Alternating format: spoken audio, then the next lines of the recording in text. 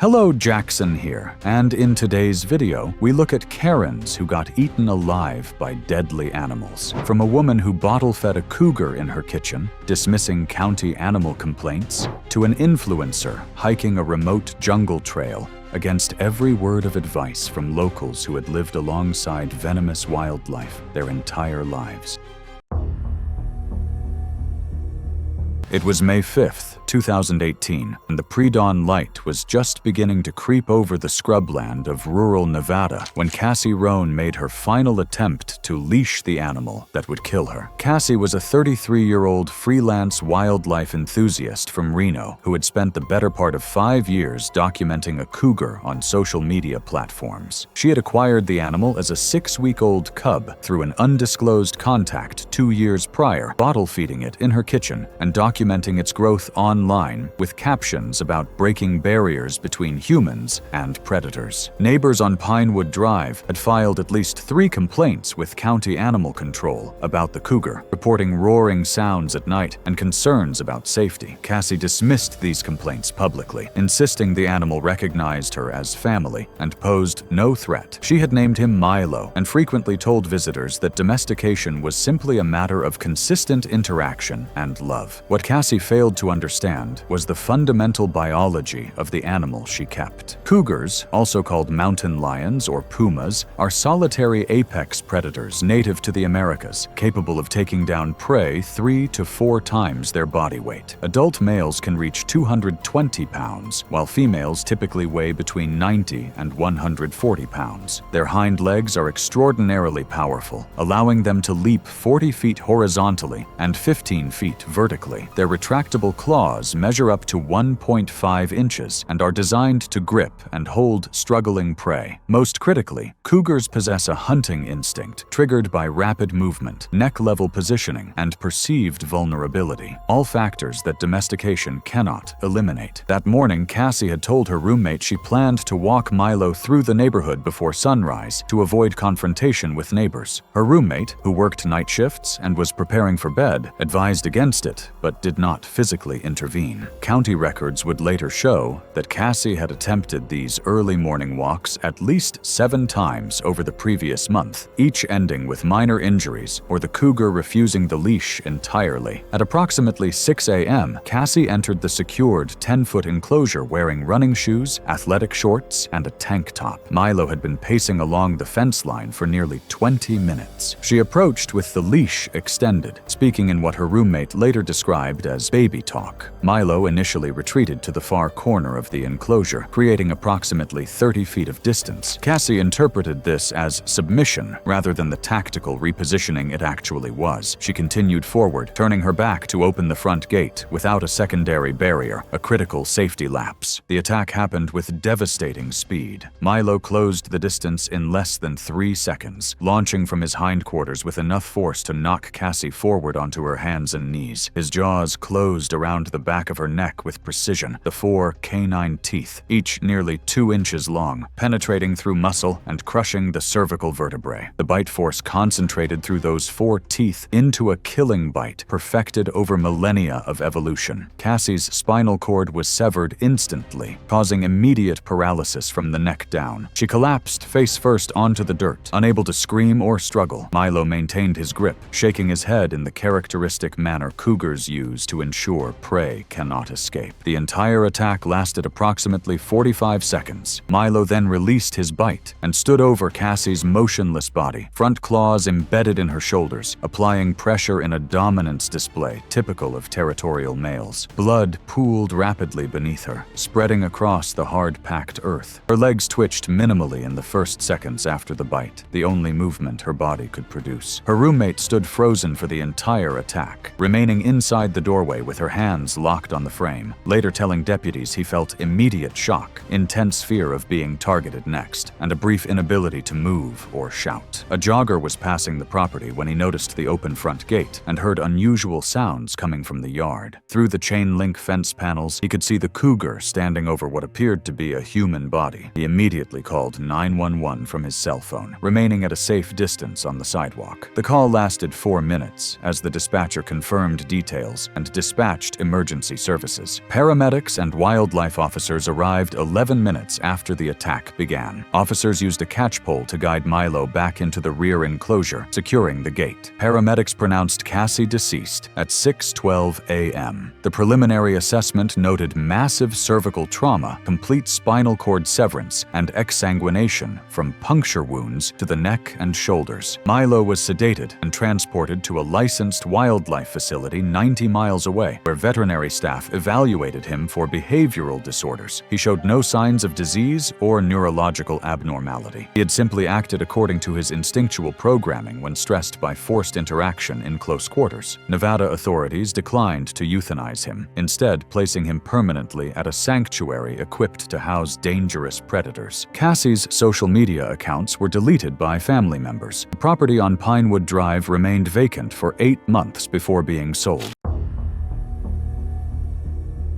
It was September 7th, 2015, on a dusty road winding through Kruger National Park, the morning light filtering through acacia trees and casting long shadows over the golden savanna. Within hours, this stretch of road would become the site of a preventable tragedy. Callista DuPont was a 34-year-old marketing consultant from Cape Town, known among her social circle for her adventurous travel posts and willingness to bend rules. Friends described her as confident to the point of recklessness. This was her third visit to Kruger, and with each trip her sense of entitlement had sharpened. During this visit alone, rangers had logged multiple complaints involving her vehicle. She had argued with another tourist over stopping distance near a buffalo herd, accusing them of hogging the view. Earlier that morning, she had leaned out of her window to scold a family for honking at her while she slowed traffic, telling them that if they were too scared to be here, they should not have come. In each encounter, witnesses noted the same pattern. Callista insisted she understood the park better than others and dismissed warnings as overreactions. The section of road where she stopped that morning was known for frequent lion sightings and often flagged by rangers. A person outside the thin metal shelter of a vehicle is far more vulnerable than someone inside, and habituated,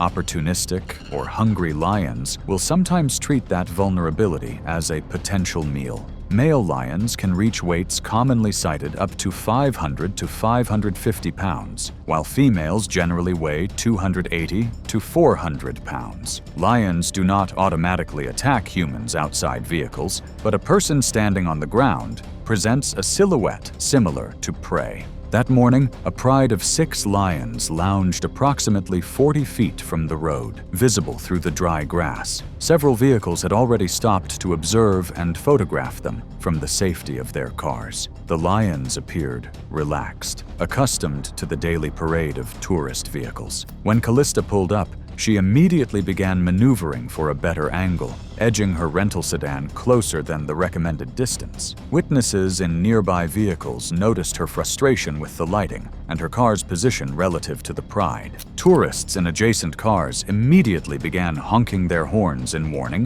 when Callista went outside her care. A woman in the vehicle directly behind her leaned out her window and shouted for her to get inside. Callista glanced back and waved dismissively, returning her attention to the lions. This entire exchange lasted roughly 15 seconds, time in which a large female lion, previously hidden in taller grass, had begun moving toward the vehicle with deliberate, low-slung steps. The attack happened with shocking speed. The lioness closed the remaining distance in seconds, launching herself at the open door with such force that it knocked Callista partially back into the vehicle. Her camera clattered to the ground as the lion's jaws closed around her left shoulder and upper chest. The lioness shook her violently, the same motion lions commonly use to incapacitate prey. The force of the shaking tore Callista from the vehicle entirely. She hit the ground hard, the lioness maintaining her grip, powerful jaws working deeper into flesh. Blood sprayed across the side of the rental car and pooled rapidly in the dirt. Callista's legs kicked frantically for perhaps 10 seconds before going still. The lion adjusted her grip, clamping down on Callista's throat, crushing the windpipe and likely severing the carotid artery.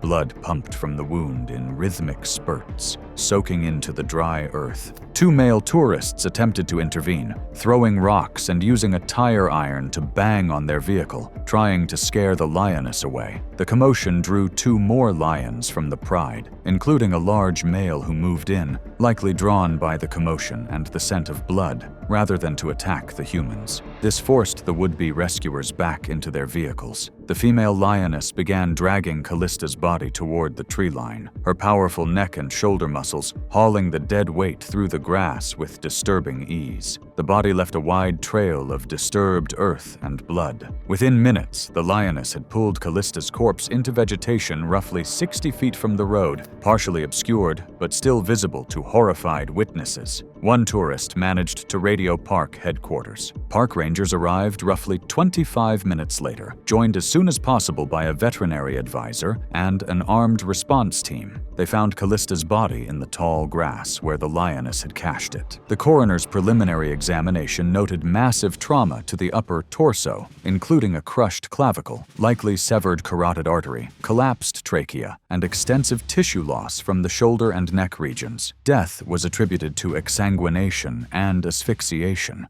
likely occurring within 2 to 3 minutes of the initial attack. Callista's family released a brief statement requesting privacy. The lioness and her pride remained in the area, undisturbed by rangers. Unlike cases involving repeated attacks on humans, wildlife officials determined the lion had simply responded to an unusual opportunity.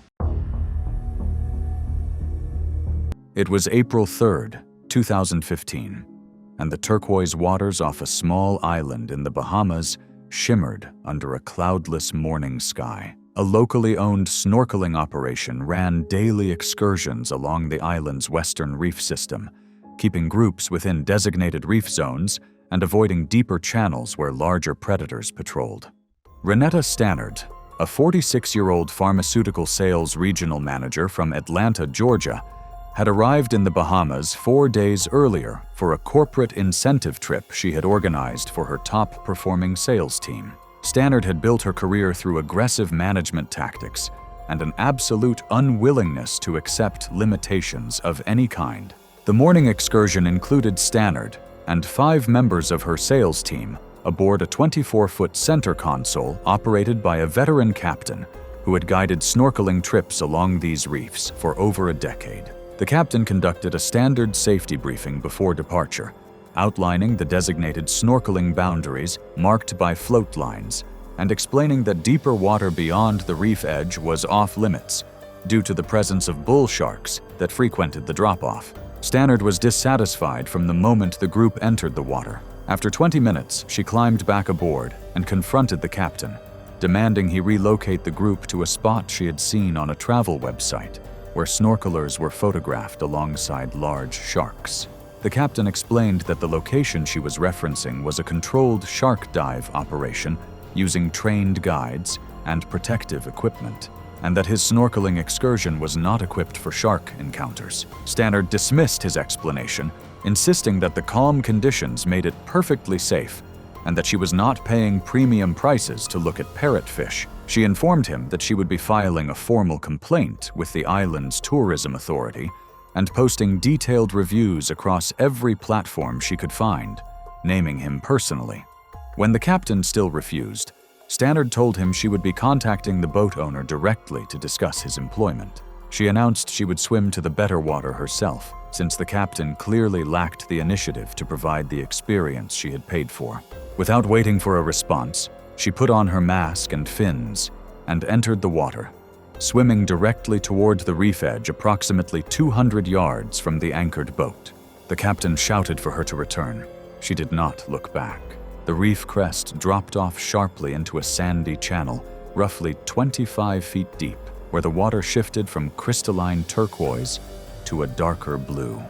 Stannard crossed the float line and continued swimming along the surface above the drop-off. Bull sharks are considered among the most dangerous shark species to humans, combining aggressive temperament with a preference for shallow coastal waters where encounters are most likely.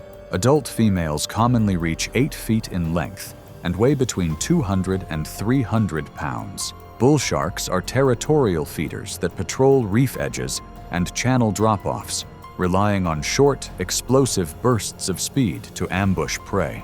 Their bite force exceeds 1,300 pounds per square inch, and their serrated teeth are designed to shear through flesh and cartilage with brutal efficiency. Most bull shark attacks involve a single strike and release, though in some cases the shark will return for a second bite, particularly when the victim's thrashing triggers a renewed predatory response. The bull shark had been patrolling the channel since early morning, moving along the reef edge in a pattern consistent with territorial feeding behavior. The 8-foot female detected the rhythmic splashing of Stannard's fins from a considerable distance. The irregular surface disturbance mimicked the profile of distressed prey. The strike came from directly below. The shark's jaws clamped onto Stannard's left leg just above the knee, serrated teeth shearing through muscle and grinding against bone.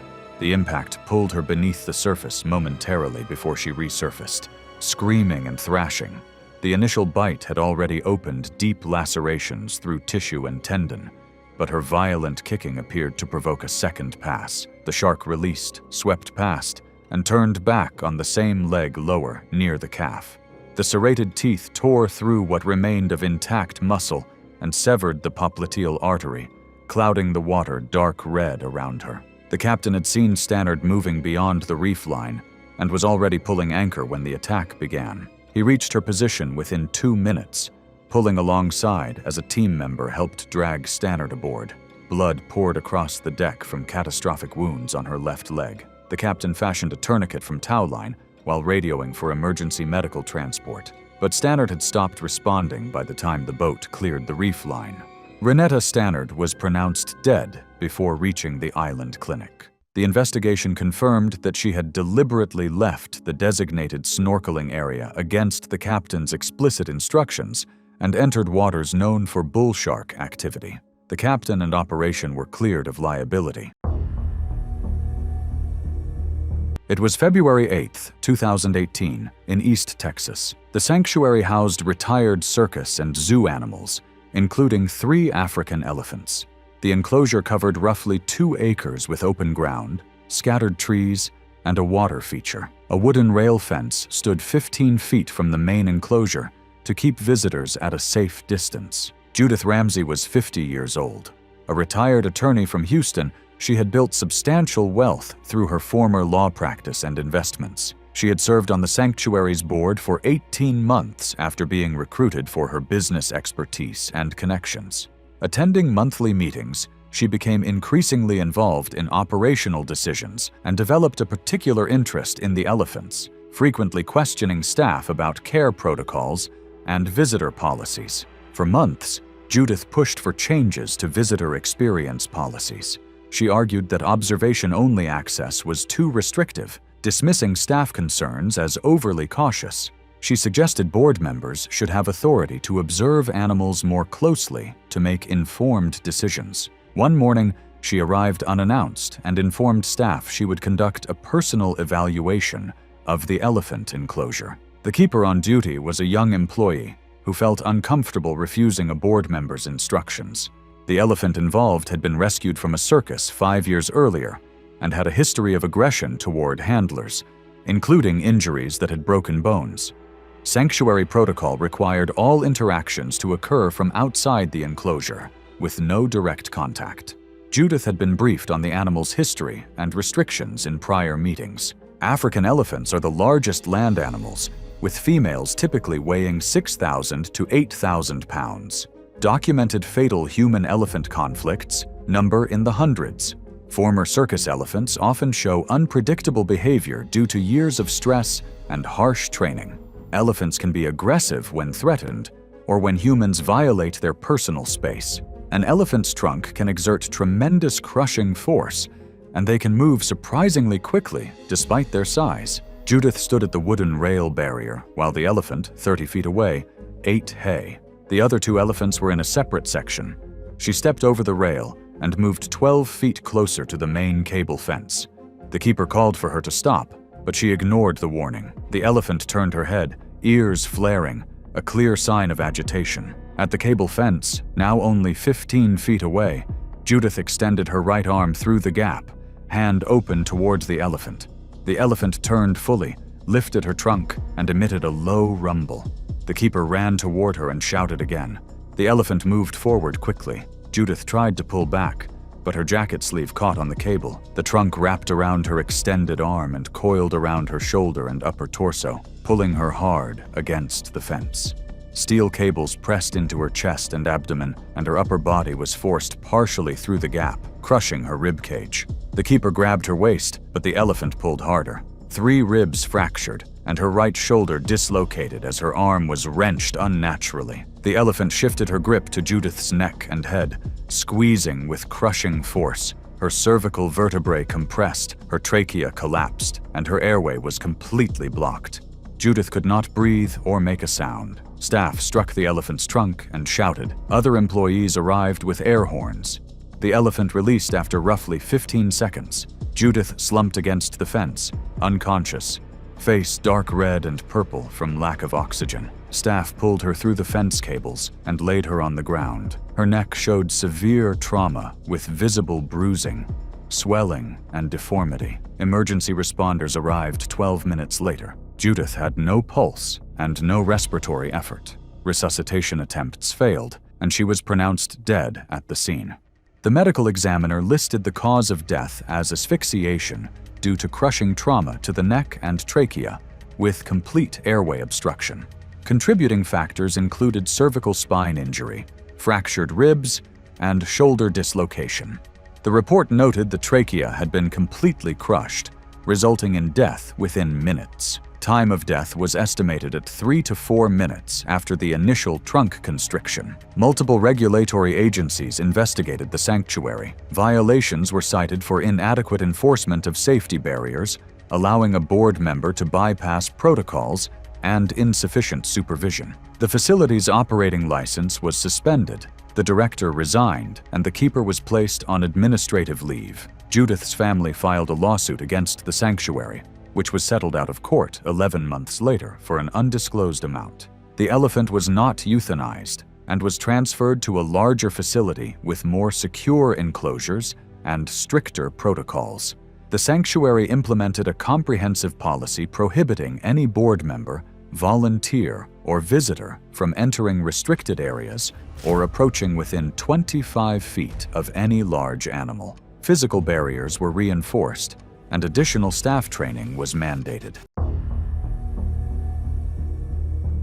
It was September 23, 2016, and the late afternoon sun cast long shadows across the forested hills of Michigan's Upper Peninsula. The autumn air carried the sharp scent of fallen leaves and the first hints of approaching winter. Across the remote backcountry, black bears moved through the forests in a state of desperate hunger, their bodies driven by an ancient biological imperative to consume as many calories as possible before their winter denning period. Marleda Ketchum, a 54-year-old retired postal worker, had lived alone on her 40-acre property for nearly 8 years. The isolated parcel sat at the end of a 2-mile dirt road, surrounded by unbroken forest, and visited only occasionally by her nephew who lived in town. The nearest neighbor was over a mile away, and cell service was unreliable at best. Marleda had purchased the land with her pension savings, seeking the solitude and wildlife encounters that drew many retirees to the Upper Peninsula. Her nephew later told investigators that she had no close friends in the area and kept largely to herself, content with the rhythm of seasons and the animals that moved through her land. What had begun as casual observation had evolved into something far more dangerous. Marleda had been deliberately feeding black bears on her property for over 3 years, establishing multiple feeding stations near her cabin where she left dog food, kitchen scraps, and deliberately unsecured garbage bags. She documented the bears extensively, posting photographs to social media accounts where she described her special connection with the animals and assigned them individual names based on their markings. Followers on her accounts occasionally expressed concern, but Marleda responded with confidence, insisting that the bears trusted her and that she could read their moods. Neighbors had expressed concern on multiple occasions, warning that feeding bears removed their natural wariness of humans and created dangerous situations. Michigan Department of Natural Resources officers had visited Marleda's property twice over the previous 18 months, issuing warnings and citations that feeding wildlife was illegal and explaining the serious risks involved. Marleda had dismissed these warnings, insisting the bears were gentle and that she understood their behavior better than the authorities did. She continued her feeding routine without interruption. By late September, the biological phenomenon known as hyperphagia had taken full control of the bear population. During this period, black bears can consume up to 20,000 calories per day, spending the majority of their waking hours actively foraging as their bodies prepare for months of winter dormancy. The guaranteed food sources at Marleda's property had attracted multiple bears over the years, conditioning them to associate her cabin with easy calories and teaching them that humans posed no threat. The scent of dog food and rotting scraps carried through the forest on the evening breeze, drawing bears from surrounding territory toward the familiar stations. That evening, Marleda followed her established routine, walking from her cabin to the nearest feeding station, approximately 60 yards into the tree line. She carried a large plastic bin filled with dog food and vegetable scraps. The sun had dropped below the horizon, leaving only fading twilight filtering through the dense canopy. The forest floor was soft with decomposing leaves, and the air had turned cool as the last light drained from the sky. Black bears are North America's most common bear species, with adult males weighing between 250 and 600 pounds and standing over 5 feet tall when upright. Despite their name, their fur ranges from black to cinnamon brown. Black bears possess exceptional senses of smell, capable of detecting food sources from miles away. While typically shy and avoiding human contact, bears that become food-conditioned lose their natural wariness and begin to view humans as sources of nutrition rather than threats to avoid. During hyperphagia, this conditioning becomes especially dangerous as the bear's desperation for calories overrides remaining caution. Though attacks on humans are rare, predatory attacks by black bears, while uncommon, are well documented in wildlife literature. These attacks typically involve single large males and often occur in remote areas where bears have become habituated to human presence. A black bear's jaw strength can fracture skull and bone, and their claws, measuring up to 2 inches, can inflict deep lacerations. One bear in particular had been feeding regularly at Marleda's stations for months. Conservation officers would later estimate the animal to be a large adult male, likely between 350 and 450 pounds, based on tracks recovered at the scene. The bear had been resting in thick brush near the feeding station when Marleda approached that evening. The animal emerged from cover as Marleda set down the plastic bin. In the dim light, the bear's dark shape was barely distinguishable from the surrounding brush until it stepped into the narrow clearing near the station. She turned and found herself facing the bear at a distance of less than 15 feet. Evidence suggested she backpedaled instinctively, her foot catching on an exposed root near the feeding station. She fell backward, landing hard on the forest floor. The bear closed the distance immediately. Forensic evidence indicated its jaws clamped down on the back of Marleda's head and neck, causing severe cranial trauma and damage to the upper cervical region. Investigators stated the evidence was consistent with predatory behavior, as the bear's behavior following the initial bite matched documented patterns of black bears feeding on prey rather than neutralizing a perceived threat. The bear appeared to have released its initial grip and shifted its attention to her lower body, biting into her thighs and abdominal area. The injuries were catastrophic, with deep tissue trauma and massive hemorrhage consistent with rapid blood loss. Forensic evidence would later suggest Marleda remained alive briefly during the initial attack, as defensive wounds on her forearms indicated she had attempted to protect herself, and blood distribution patterns and disturbance at the scene suggested movement during the initial assault. The bear dragged Marleda's body intermittently approximately 80 yards deeper into the forest, pulling her through undergrowth and leaving a disturbed trail investigators would follow 3 days later. Evidence of attempted caching was visible, though the remains had been disturbed, likely by other bears drawn to the area. Marleda's nephew arrived at the property on September 26th, after 3 days of unanswered phone calls. He had tried reaching her cell phone repeatedly before driving out to the property himself. He later told investigators that a growing sense of unease was already settling over him as he turned onto the dirt road. He found her truck parked beside the cabin,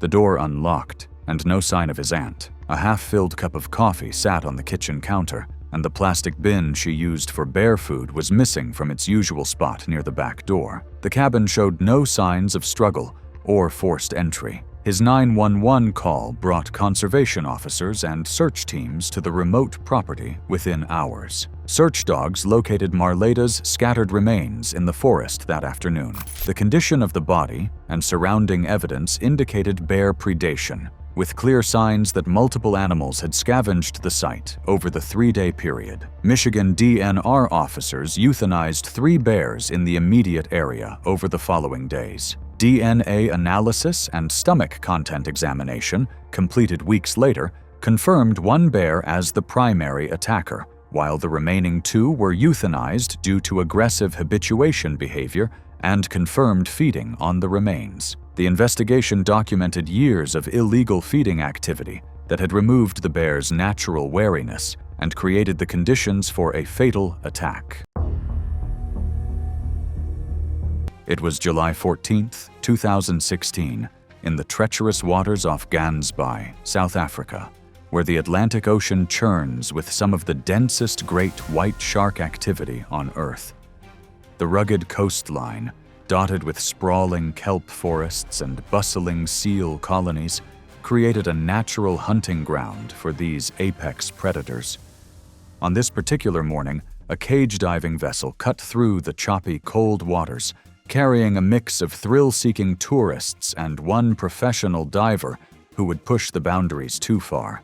Garrick Vade, a 32-year-old freelance underwater videographer and experienced cage diver, had built his reputation on increasingly reckless footage that prioritized viral content over basic survival instincts. His social media following thrived on his dismissive attitude toward safety protocols, which he viewed as unnecessary obstacles to capturing dramatic footage. Garrick's arrogance had convinced him that decades of established cage diving safety measures were simply cowardly overreactions designed for inexperienced tourists. The vessel's licensed skipper, weathered by over a decade of operating cage diving tours, had witnessed countless professionals and tourists descend into the protective steel cages. A certified safety diver supervised the cage operations, while 4 first-time tourists prepared nervously for their underwater encounter with one of the ocean's most formidable predators. Over years of careful operation, the crew had established ironclad protocols. All cage hatches must remain sealed during baiting procedures. When Garrick rejected the standard cage-mounted camera arm and repeatedly requested intensified bait drops to provoke more aggressive shark behavior, the crew's warnings went unheeded. His dismissive attitude toward established safety measures would prove fatal. Great white sharks represent evolution's most efficient predators, capable of launching their massive bodies completely out of the water when striking prey with explosive force. These apex predators can reach lengths of 18 to 20 feet and weights of 3,000 to 4,000 pounds of pure muscle and predatory instinct. Their powerful jaws contain multiple rows of serrated teeth designed to tear through flesh and bone with devastating efficiency. When hunting, they often approach from the murky depths below, using their speed and momentum to deliver crushing bites. As the vessel slowed and chum dispersed into the water like a dinner bell, a massive great white emerged from the depths, following the bait trail with calculated predatory precision. The shark's dorsal fin cut through the surface as it circled the cage with increasing interest. Garrick had positioned himself beneath the cage's top service hatch, which he had deliberately unlatched despite explicit warnings from the crew.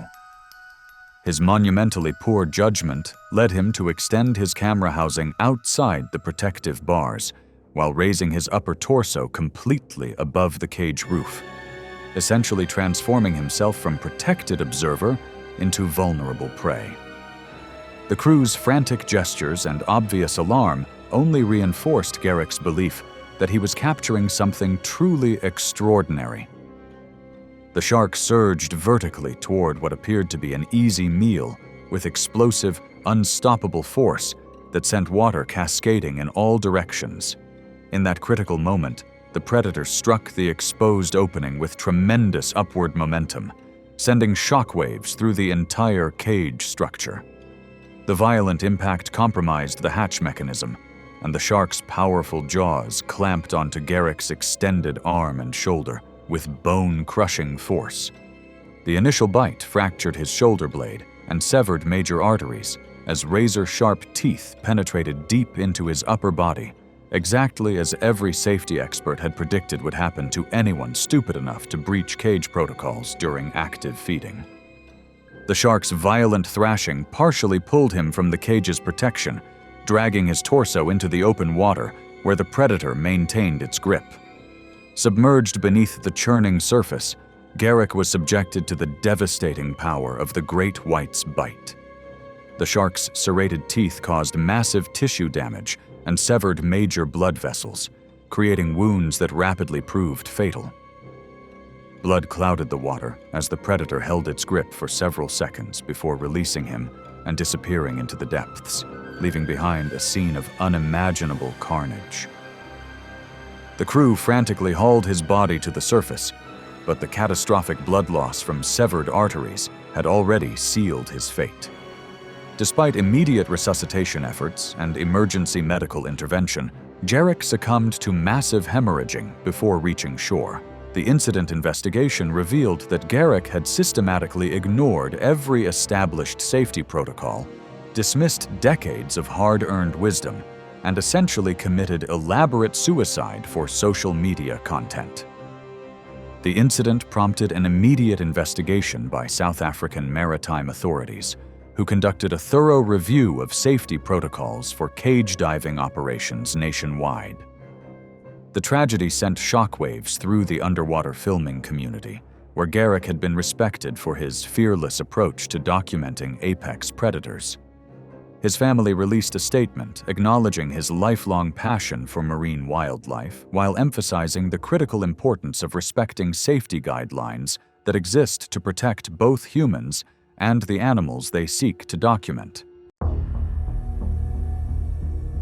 It was August 12, 2017, on a winding forest trail just outside Whistler, British Columbia, where morning fog clung to the evergreens and muffled the distant calls of ravens overhead. By noon, one hiker would be dead, her body broken and mauled beyond recognition. Ilara Winslow was a 42-year-old corporate event planner from Vancouver, known among her professional circles for her meticulous attention to detail and commanding presence. She had built a successful business coordinating high-profile conferences and charity galas, managing logistics with an iron fist that left little room for disagreement. That same controlling nature extended to her personal life, particularly her relationship with the wilderness trails she frequented on weekends. For months, friends and colleagues said that Ilara had become increasingly vocal about what she viewed as the degradation of natural spaces by mountain bikers. She posted lengthy complaints on local hiking forums, attended community meetings to argue for bike restrictions, and had begun confronting cyclists directly on trails. That morning, she had driven up from Vancouver specifically to hike a trail, one she felt was being ruined by irresponsible riders. Park rangers had posted fresh bear activity warnings at the trailhead that morning, noting a sow with 2 cubs had been spotted in the area. Black bears are common throughout British Columbia's forests, with females weighing between 200 and 300 pounds and capable of surprising speed despite their bulk. Mother bears with cubs are particularly dangerous during summer months, exhibiting extreme defensive aggression when they perceive threats to their offspring. A trail maintenance worker had even placed additional signs along the first mile. Ilara passed them without stopping, her attention fixed on a mountain biker descending toward her. She stepped partially off the trail to let him pass, but shouted about his speed and recklessness, her voice echoing through the trees. The cyclist called back a warning about bears nearby, but wasn't sure if Ilara heard him.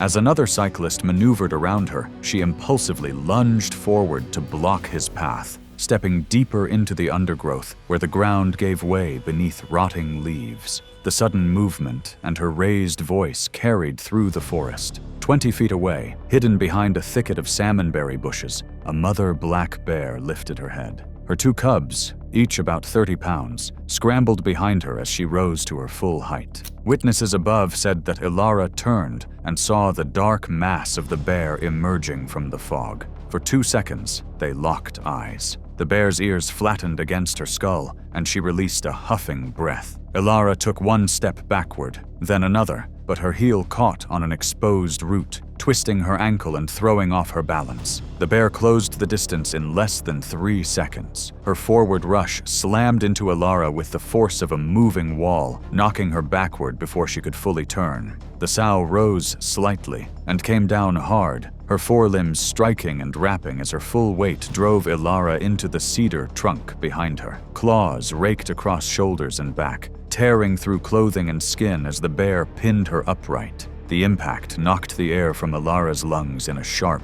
broken gasp. With Ilara trapped against the trunk, the bear lowered her head and delivered a single crushing bite to the upper shoulder and neck area, shaking once to assert dominance rather than to feed. Bone cracked under the pressure as the bear's jaws released and her forelimbs tightened instead, pressing Ilara downward. The sow surged again, slamming her weight forward, collapsing Ilara to the ground face first. The fall twisted her lower spine at an unnatural angle, triggering involuntary spasms through her legs. The bear remained over her, forepaws planted on Ilara's back, using her mass to immobilize her completely. She struck downward with short, violent blows, claws and chest crushing rather than prolonged biting, driving Ilara into the dirt and pine needles. A final bite landed high near the base of the skull, brief but decisive, followed by sustained pressure from the bear's forelimbs. Blood soaked into the moss and pooled in shallow depressions of the trail as the sow held position just long enough to neutralize the threat. Then, without feeding, the bear stepped back, gathered her cubs, and disappeared into the forest. Two hikers who witnessed the attack from a distance froze behind a fallen log, too close to the cubs to risk an approach. One hit 911, while the other kept an eye on the bear's retreat. Park rangers and emergency medical services arrived, finding Ilara's body 15 feet from the trail, surrounded by disturbed earth and broken vegetation. The coroner's preliminary report noted massive trauma to the head, neck, and torso, including a fractured skull, severed carotid artery, multiple rib fractures, and deep lacerations covering much of her body. Wildlife officials tracked the bear the following day, matching GPS collar pings to the attack location and later confirming the sow's identity with DNA taken from hair samples at the scene. They captured and, citing safety concerns, relocated her and her cubs to a more remote area. It was December 14th, 2014, and a cool morning haze hung over the valleys of northern Thailand, where forested hills rose above patchwork rice paddies and small villages connected by winding two-lane roads. A small, independently operated elephant sanctuary housed 9 rescued elephants along a narrow river valley, funded primarily by modest fees from international visitors who came to observe and feed the animals under staff supervision.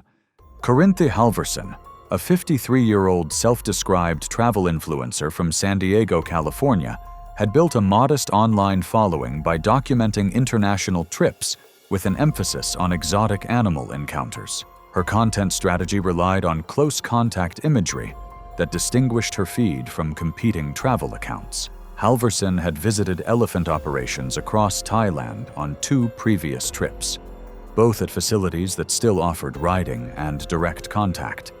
This sanctuary's recent transition to a limited contact observation model did not align with the content she had traveled to capture. Halverson arrived in the early morning accompanied by a hired local videographer. The sanctuary's head handler, a 56-year-old local man with over 30 years of experience, conducted a brief orientation explaining the facility's rules. Visitors were to remain on a designated observation platform at all times. Feeding was conducted only by staff. Direct contact between visitors and elephants was strictly prohibited due to safety concerns and the animal's rehabilitation needs. Halvorsen challenged the policy immediately, explaining that she had paid the same fee as visitors who had previously been allowed to hand-feed the elephants. The handler explained that the policy had changed months earlier and applied to everyone without exception. Halvorsen pressed further, offering to pay an additional fee for a private session with direct contact. The handler declined. She then suggested he simply look the other way while she entered the enclosure for photographs, implying that a cash payment could make the arrangement work. The handler refused and warned her that one of the bulls had been showing signs of agitation over recent days and that the distance policy existed for precisely this reason. Halvorsen responded by speaking slowly and loudly, as though the handler could not understand English, and informed him that she had spent more time around elephants across her previous trips than most of his staff, and that his concerns were overcautious. She told him that if this was the level of service the sanctuary provided, she would make sure her followers knew exactly what kind of operation this was. Halvorsen spent the next hour on the observation platform, filming the elephants from a distance while expressing visible frustration to her videographer. Shortly before the late morning feeding, while the handler and his assistant were preparing food baskets on the far side of the compound, Halvorsen left the platform. Her videographer later confirmed she had instructed him to keep filming as she ducked under a rope barrier and walked directly into the enclosure housing a 38-year-old bull named Kun Chai, a former logging elephant weighing approximately 9,000 pounds. Staff had observed signs of early must in Kun Chai over the previous week, including increased irritability, temporal gland secretions visible as dark streaks running down his face, and aggressive posturing toward the facility's other males. The handler had discussed isolating the bull, but lacked the infrastructure to do so safely. Kun Chai was being managed through reduced human contact and increased distance protocols, the very protocols Halvorsen had just violated. Asian elephants are among the most powerful and emotionally complex animals on Earth, with adult males weighing between 8,000 and 11,000 pounds and standing up to 10 feet at the shoulder. Male elephants periodically enter musth, a hormonal state characterized by surging testosterone levels that can increase aggression by orders of magnitude. During musth, even elephants with decades of human contact can become unpredictably violent. Physical signs include temporal gland secretions, strong odor, and constant dribbling of urine. A single strike from an elephant's trunk can generate enough force to shatter bones, and their massive feet exert thousands of pounds of crushing pressure. Halvorsen entered the enclosure and moved toward Kun Chai, who had been pulling at vegetation along the far fence with his back to her. The bull detected her presence almost immediately, his ears shifting and his massive head turning slightly to track the approaching figure. He did not react aggressively at first, continuing to pull at branches as Halvorsen closed the distance. But when she reached approximately 15 feet, well inside the threshold that musth bulls tolerate, the response was instantaneous. He spun to face her fully, ears flaring wide and trunk rising in a classic threat display. The bull's trunk swept toward Halvorsen without further pause, the powerful appendage striking her across the chest and sending her tumbling across the enclosure floor. The impact cracked her sternum and threw her nearly 10 feet. Before she could attempt to rise, Kun Chai closed the distance in 2 strides and brought his front foot down on her torso with his full weight. He shifted and struck again, driving downward a second time before stepping back. Staff rushed toward the enclosure with noisemakers and a vehicle, eventually driving the agitated bull to the far side. The handler reached Halvorsen within minutes, but the damage was catastrophic. Her rib cage had collapsed under the crushing force. The videographer had captured the attack from the observation platform. Emergency medical transport was called immediately, but the sanctuary's remote location presented a critical obstacle. The nearest hospital was over an hour away along winding mountain roads. Halverson lost consciousness during the journey. She was pronounced dead upon arrival. The cause of death was determined to be catastrophic crushing injuries to the chest, resulting in collapsed lungs and massive internal hemorrhaging. The investigation confirmed that Halverson had entered a restricted enclosure in direct violation of the sanctuary's policies and had approached a bull elephant displaying active signs of musth. The handler and facility were cleared of liability. The sanctuary closed temporarily and reopened months later with reinforced barriers and mandatory escort policies. It was March 22, 2013, in upstate New York. The polar bear exhibit sat at the north end of the property, a concrete enclosure with a deep pool and artificial ice shelves. Chain-link fencing separated the public viewing area from a keeper walkway that ran behind the exhibit. Diane Pelletier, 41, was a Manhattan high school art teacher and serious wildlife photography hobbyist. She drove 3 hours to photograph a polar bear for an upcoming community art exhibition, bringing 2 cameras and a tripod. She had called the zoo twice beforehand about photography access. At the entrance, she complained the public barriers would ruin her shots and demanded access to restricted areas, citing her deadline and professional status as an educator. After a 20-minute argument, staff allowed her onto the keeper walkway with a signed liability waiver and clear instructions to stay at least 15 feet from the barrier fence. She agreed, but set up 8 feet away, waving off reminders. The 950-pound male polar bear had been pacing since morning feeding and was unusually active. Warning signs noted the animal could reach through fence gaps. Diane moved her tripod to 6 feet from the fence. The bear stopped pacing, faced her, and tracked her movements. Staff called out twice about the distance rule. She replied she knew what she was doing. The bear began moving slowly toward her. Male polar bears weigh 700 to 1,500 pounds and are among the largest land carnivores. Documented attacks between 1870 and 2014 show a significant fatality rate. With immense strength, a bite force around 1,200 pounds per square inch, and no natural fear of humans, they are apex predators. In captivity, they may fixate on human movement and can be unpredictably aggressive, often observing before striking. Diane crouched 6 feet from the fence, extending her camera through a gap for a close-up. The bear had been watching from 12 feet away. When the lens pushed through, he moved forward in 3 strides, reaching the fence in 4 seconds. His right paw shot through the gap, claws raking across Diane's face and neck from temple to jaw. Her cheekbone fractured on impact. Blood sprayed across the concrete. She screamed and fell backward. The second strike caught her shoulder, breaking her clavicle. The bear pressed against the fence, both paws swiping through gaps. He hooked her left ankle and pulled with tremendous force, dragging her leg through the fence up to her knee. His jaws closed around her lower leg,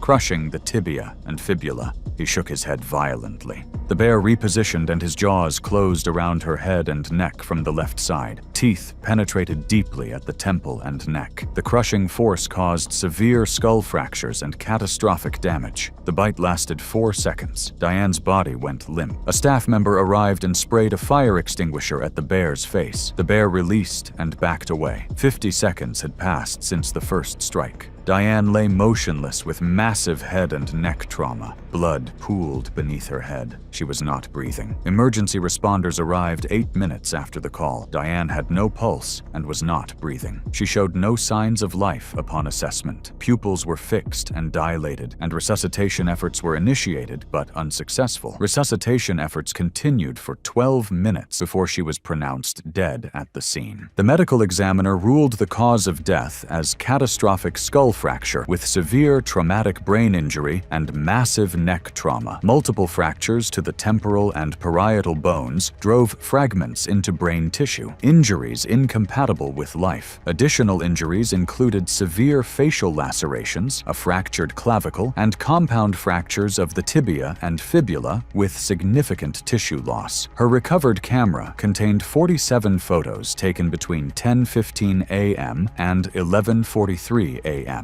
The final image showed the polar bear's face filling the frame from about 5 feet away, slightly blurred. The lens was cracked and spattered with blood. An investigation found Diane had been repeatedly warned about distance requirements, but moved closer despite instructions. Her death was ruled accidental. The facility was cited for permitting walkway access, but faced no criminal charges. The polar bear was deemed to have acted within normal behavior and was not euthanized. Diane's family later reached an undisclosed settlement with the facility.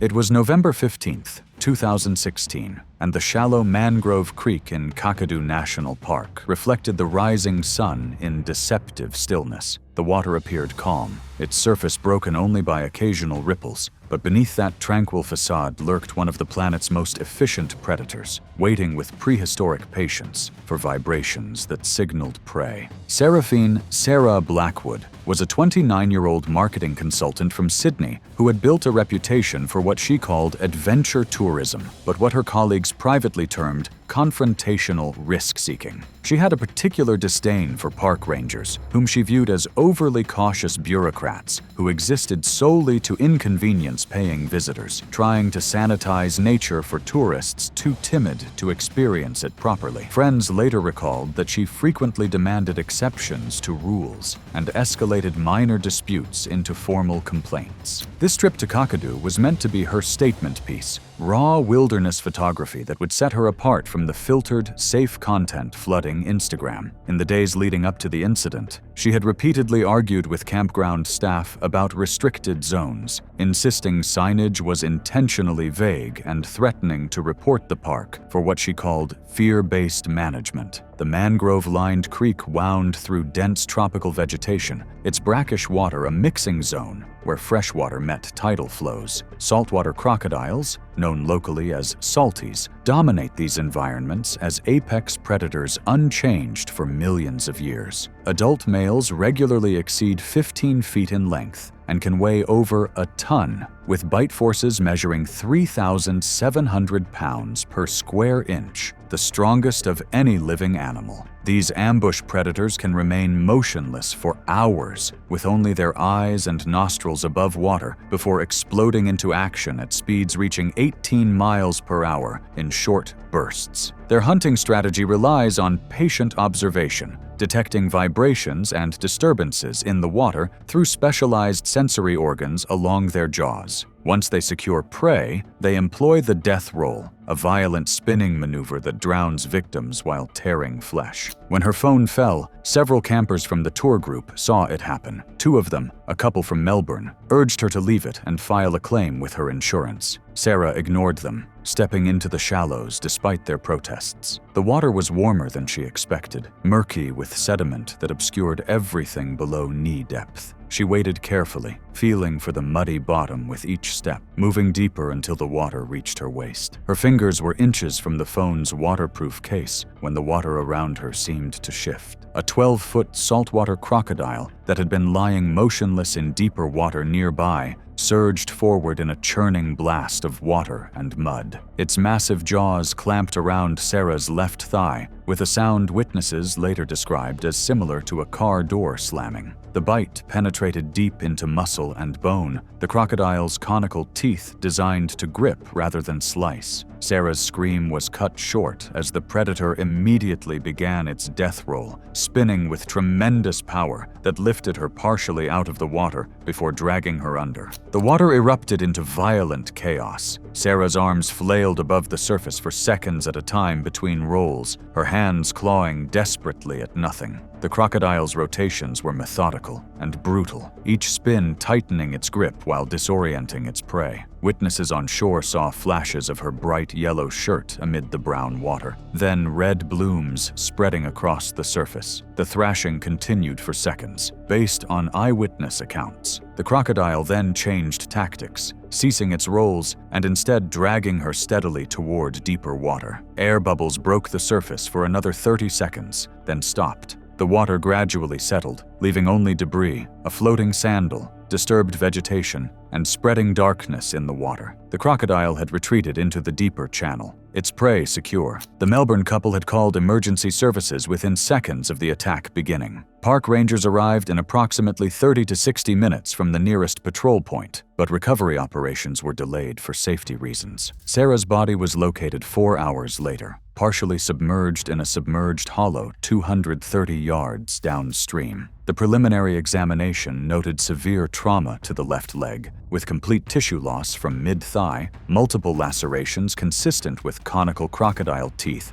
and crushing damage, and cause of death determined as drowning combined with catastrophic blood loss and shock. The incident prompted Kakadu National Park to install additional warning signage and mandatory safety briefings for all visitors. The specific crocodile responsible was tracked but not removed, as it had exhibited natural predatory behavior in its own habitat. Local authorities emphasized that Sarah's death was entirely preventable and resulted from ignoring multiple explicit warnings.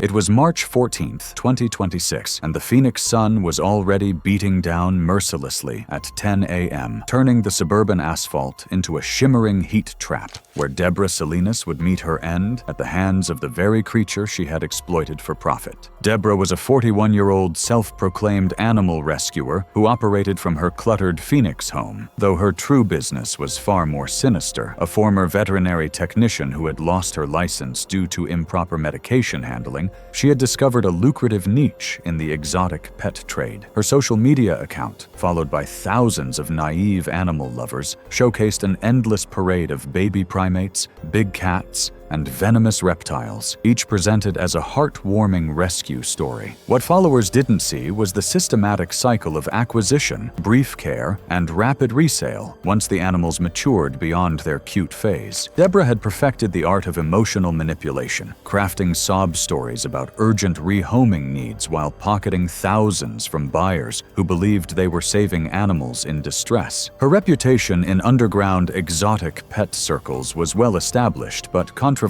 Fellow dealers whispered about her aggressive handling methods and the suspicious frequency with which her animals needed emergency rehoming. Deborah blamed every behavioral problem on the animals themselves, posting lengthy rants about ungrateful creatures who bit the hand that fed them. She had been cited twice by wildlife authorities for illegal possession, but had managed to avoid serious consequences through legal loopholes and strategic animal relocations. This particular transaction, a 5-year-old male capuchin monkey named Rico, represented her most dangerous flip yet, though she had advertised him online as a gentle, hand-raised companion seeking a loving family due to her sudden housing situation. Capuchin monkeys possess disproportionate strength for their size, despite weighing only 8 to 10 pounds, with sharp canine teeth designed for cracking nuts and tearing fibrous plant matter. Adult males are especially prone to explosive aggression when overstimulated, restrained, or handled roughly, particularly in unfamiliar environments. The prospective buyer arrived early and was already expressing concerns about the monkey's behavior when Deborah pulled up in her car. Rico was confined in a small travel carrier that barely accommodated his approximately 32-inch head-to-tail length, and his agitated screeching was audible from half a block away.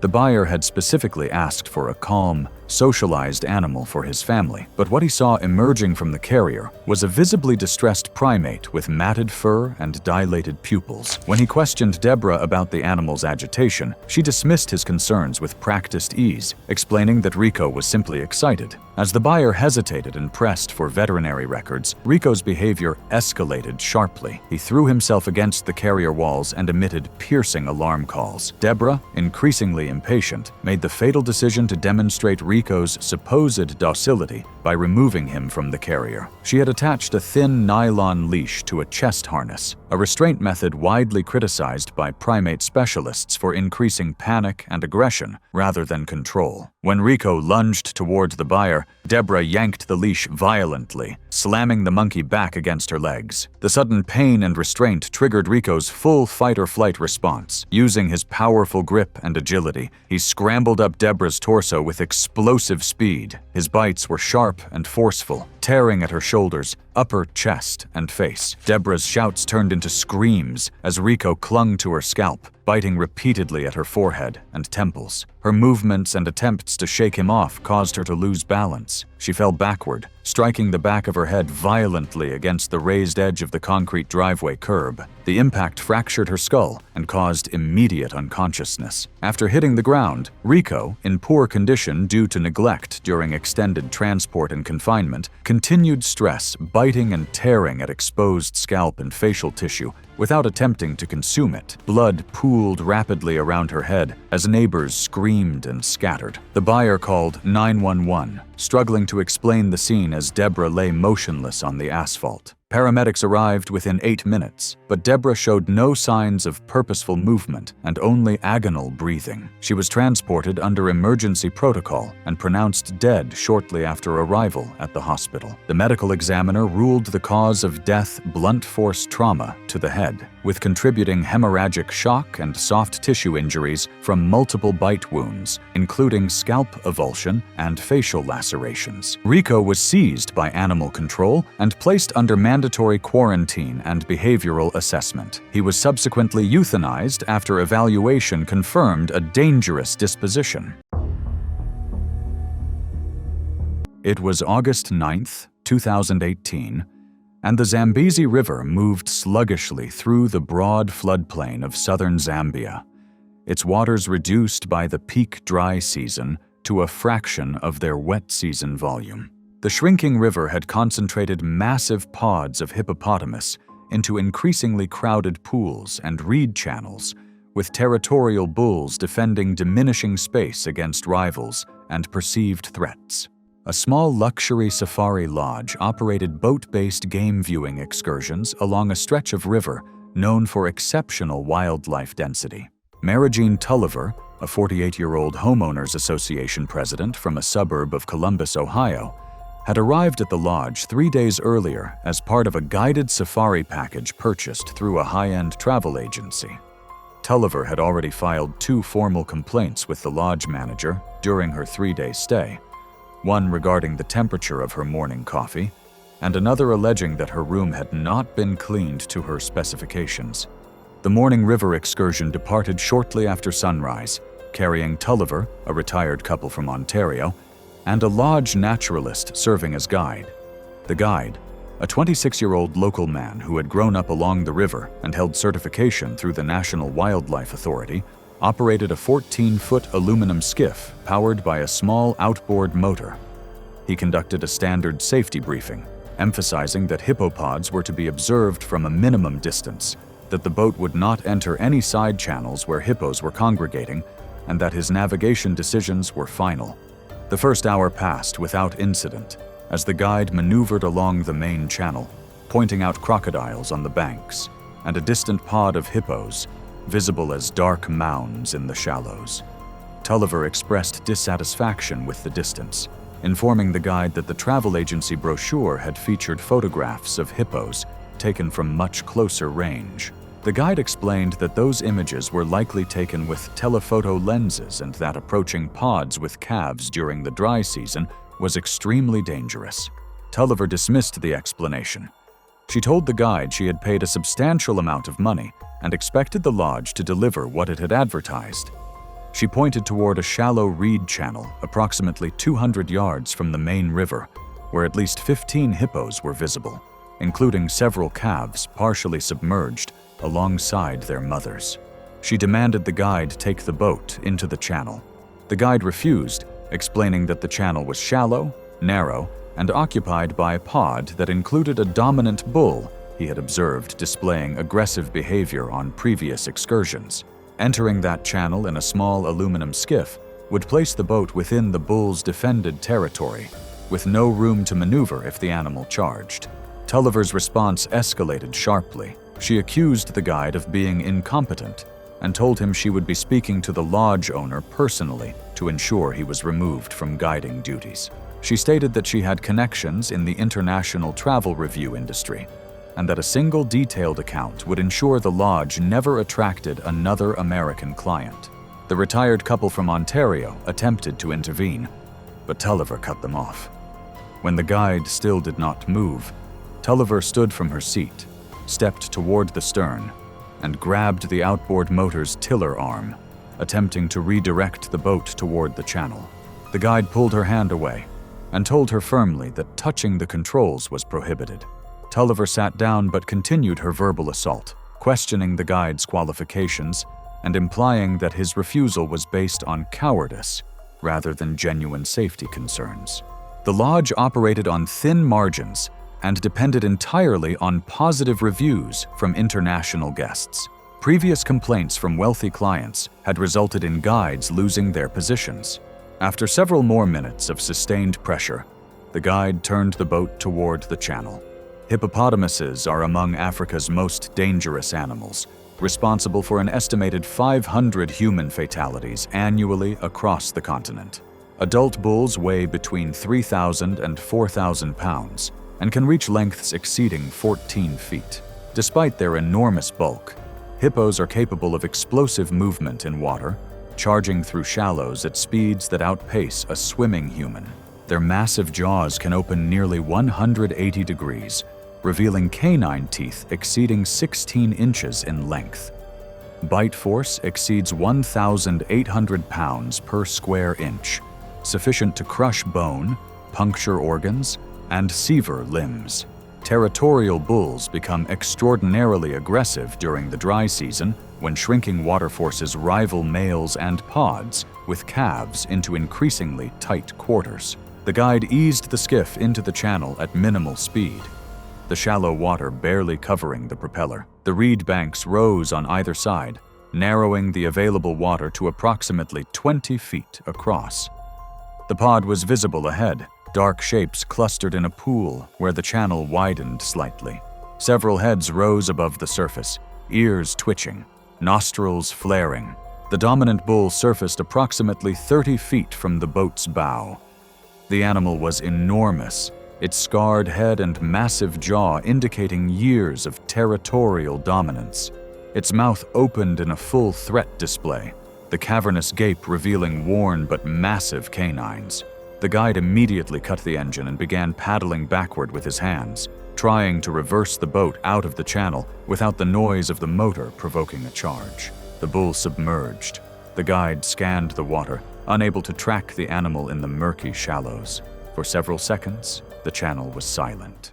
The bull surfaced directly beside the skiff, its massive jaws rising from the water and clamping down on the aluminum gunnel. The force of the bite crushed the thin metal and tipped the boat violently sideways. Water poured over the low side as the boat capsized, dumping all 4 occupants into waist-deep water. The guide grabbed the nearest passenger, the retired woman, and hauled her toward the reed bank. Her husband was already scrambling through the shallows toward shore. The guide screamed at Tulliver to move toward the bank, but she had surfaced facing the wrong direction, disoriented and flailing in the shallow water less than 15 feet from where the bull had submerged. The bull charged through the shallows with terrifying speed, a wall of dark gray flesh and churning water that closed the distance before Tulliver could react. The hippo's jaws opened wide and came down on her midsection, the massive teeth puncturing her torso from both sides. The bite force crushed her ribcage, shattering bones and puncturing both lungs. The bull lifted her partially from the water, shook once with devastating force, and released.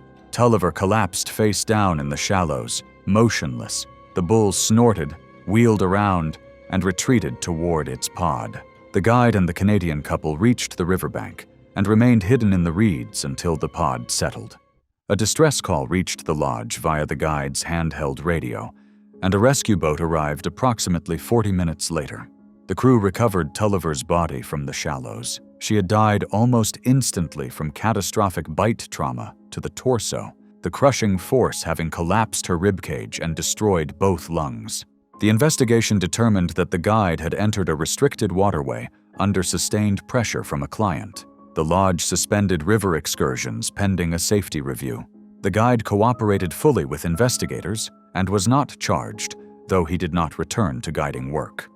Wildlife authorities issued a public statement emphasizing that hippopods during the dry season represent one of the most dangerous wildlife encounters in southern Africa, and that no client request justifies entering a territorial bulls-defended space.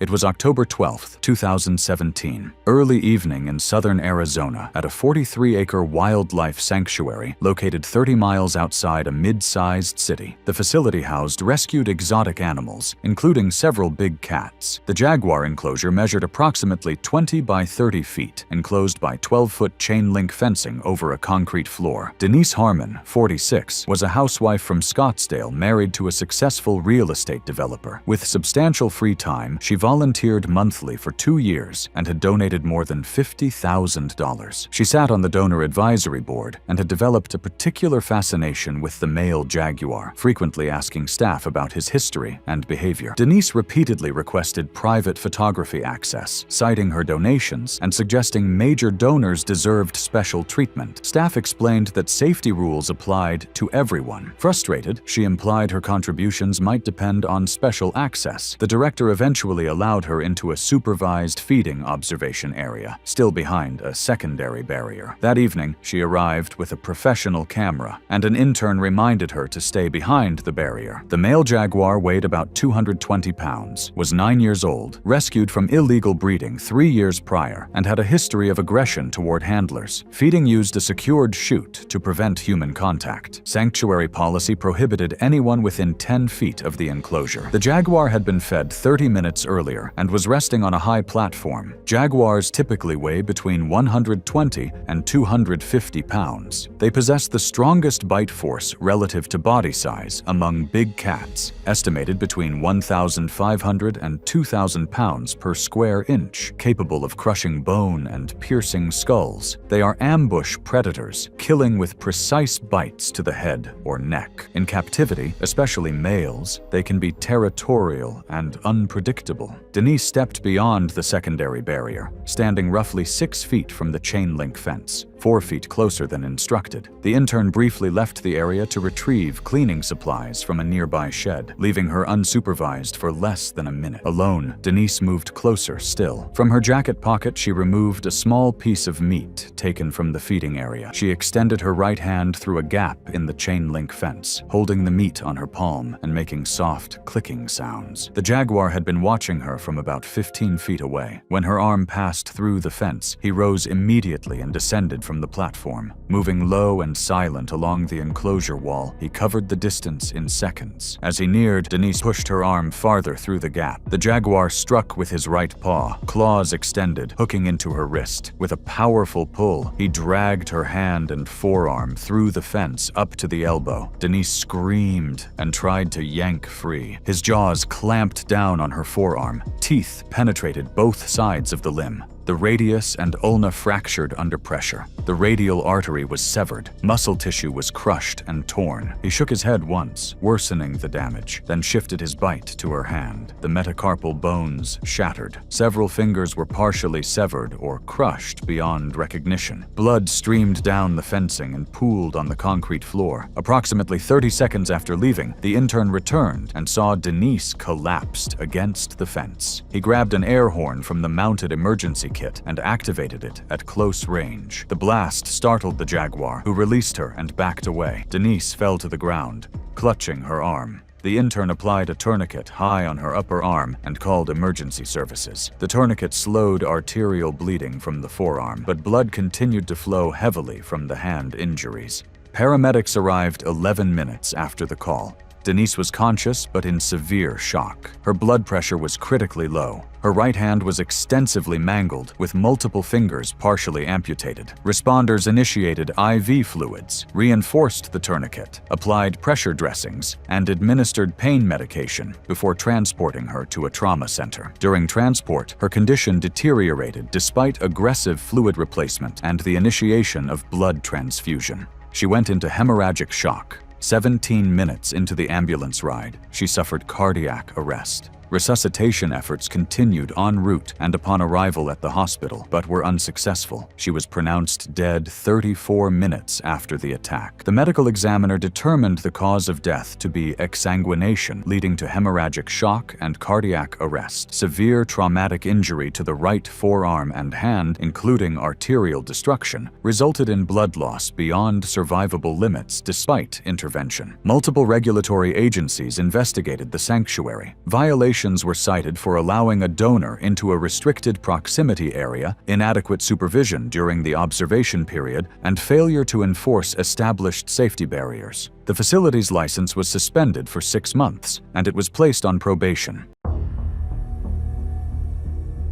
It was March 18, 2017, and the mid-morning sun filtered through the humid jungle air of Chitwan National Park, casting dappled shadows across the elephant observation area, where Selena Muradi would experience tons of maternal rage. Celine was a 41-year-old tourist from Kathmandu who had developed a reputation among local guides for being both impatient and demanding. Over the past 3 days, she had made herself memorable at various wildlife sites throughout the park, loudly criticizing safety barriers and staff protocols as unnecessary obstacles. Other tourists on her group tour had grown uncomfortable with her behavior, particularly her habit of dismissing local expertise and insisting she knew better than trained guides. That morning, Celine had already caused tension by repeatedly approaching restricted areas to photograph wildlife. She carried an expensive camera with a standard zoom lens that made close approach unnecessary.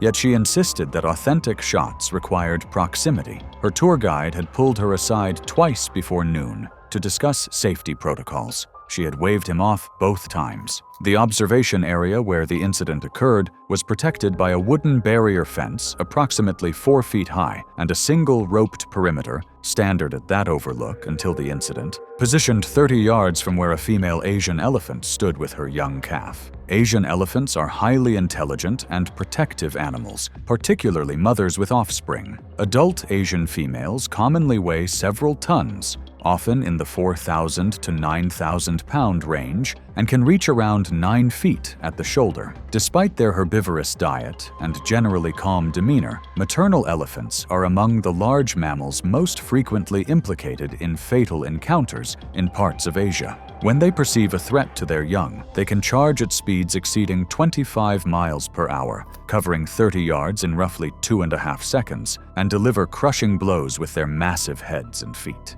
The female elephant had been calm but alert throughout the morning, her calf staying close to her side as tourists photographed from the designated area. Park staff had specifically warned Celine's group that this particular elephant had recently given birth and was especially protective. Signs posted along the fence displayed warnings in English, Nepali, and pictograms showing the danger of approaching elephants with calves. Celine spent 20 minutes pacing along the barrier, complaining audibly about the people being in her way and preventing better shots. Other tourists moved away from her as her agitation grew, frozen, torn between grabbing her and drawing the elephant's attention. She gestured at the fence repeatedly, suggesting to anyone who would listen that the park should move the elephants to accommodate photographers. A park ranger stationed nearby warned her 3 separate times to maintain distance and remain behind the barrier. Celine's responses grew increasingly dismissive. Then, with several witnesses watching in disbelief, she climbed over the wooden fence. She set the camera's strap over her shoulder and shouldered the zoom lens, her weight making her movements awkward, and climbed purposefully toward the female elephant, apparently believing that the animal would simply remain passive. The elephant's ears immediately flared outward, and her trunk swung low and fast, a clear warning sign that experienced guides recognize as an imminent threat display. Onlookers began shouting, waving their arms frantically. The park ranger sprinted toward her, yelling for her to get back behind the barrier. Celine ignored them all, advancing another 5 steps. The elephant charged with explosive speed, closing the 30-yard distance in seconds. The impact of the initial blow hurled her several feet. She landed hard in the mud, Witnesses described hearing the sickening sound of the collision. The elephant's massive head struck her torso, followed immediately by a front foot that pinned her to the ground. The trampling was brutal. Each stomp drove the air from Celine's lungs with audible force. Her ribcage collapsed under the first full-weight blow, bones snapping like kindling. The elephant lifted its foot and brought it down again, this time on her upper body, crushing her chest cavity. Blood began pooling in the dirt beneath her as internal organs ruptured under the massive pressure. The elephant struck twice more, each blow pulverizing already destroyed tissue. Torn clothing, mud, and leaves scattered with each impact. The calf remained nearby, calling softly in distress, while its mother continued defending the perceived threat. By the fourth blow, Celine's skull had fractured, and blood streamed from her ears and mouth. The park ranger radioed for immediate assistance. A vet-equipped response team with darting gear arrived within 8 minutes, but tranquilizers took many minutes to take effect, so they were unable to approach immediately.